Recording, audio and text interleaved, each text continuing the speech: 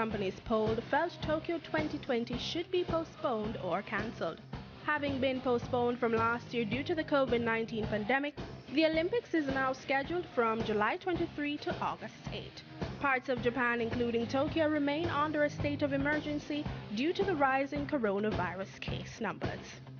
In other Olympic-related news, two-time Olympic gold medalist Jamaica's Shelly-Ann Fraser-Pryce, in her first public comments on the indecision to resume sporting activities, has moved to dismiss recent suggestions that the authorities should hold off on granting permission to prospective promoters of sporting events applying to the Director of Sports in the Sports Ministry with a view of having their events held.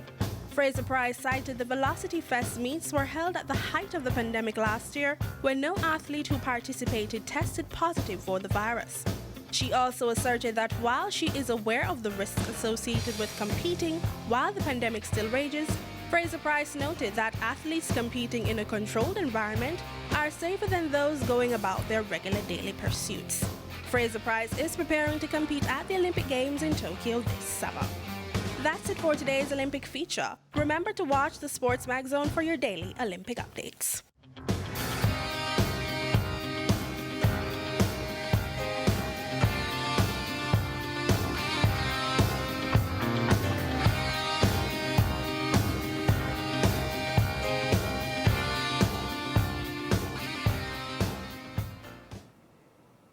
Yeah, so Shelly-Ann Fraser-Pryce, they're saying that, sport should be given the green light in Jamaica and it should be an accelerated process from here on in. Your thoughts?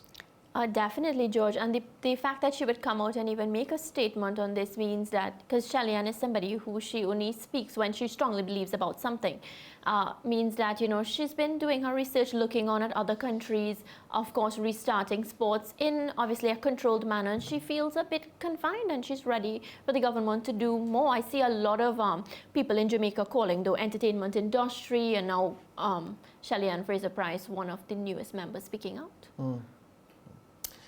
How do you feel about it, though? No, I'm very happy that she has spoken out, because that's what we need influential people to use their voice for, and she is influential by virtue of who she is. A fine woman, Shelly-Ann Fraser-Pryce, is in every respect.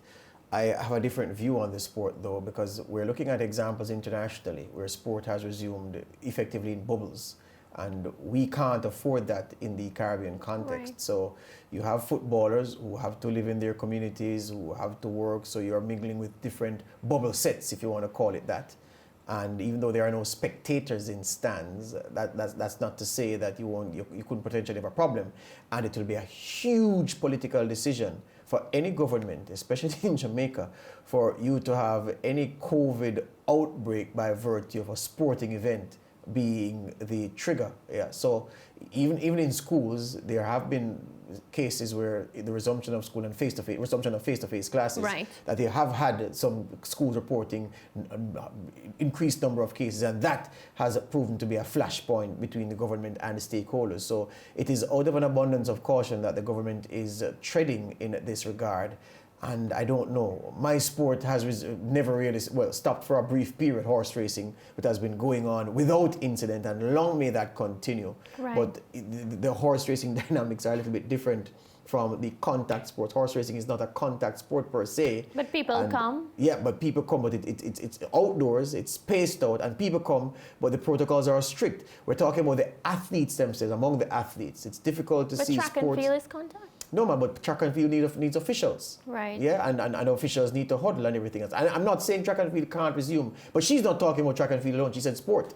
So I'm just saying that the broader context, if you pick a couple of sports and say they can come back, track and field can come back, I'm sure there's a way that it can work. Yeah. Maybe cricket can work. But for others, for football and the others and the other activities, I'm not quite sure. But I could understand why athletes would feel frustrated, because, you're looking on and you're wondering for how much longer, because, of course, COVID it acts like if it has no plan to go anywhere. So, you're just wondering, well, what's next? A lot of people can't sit still and just wait without knowing, so they want answers. The back to sport call being championed by someone like Shelly-Ann Fraser-Pryce, that's significant. And it could, Definitely. Push the government to being quicker about this reopening.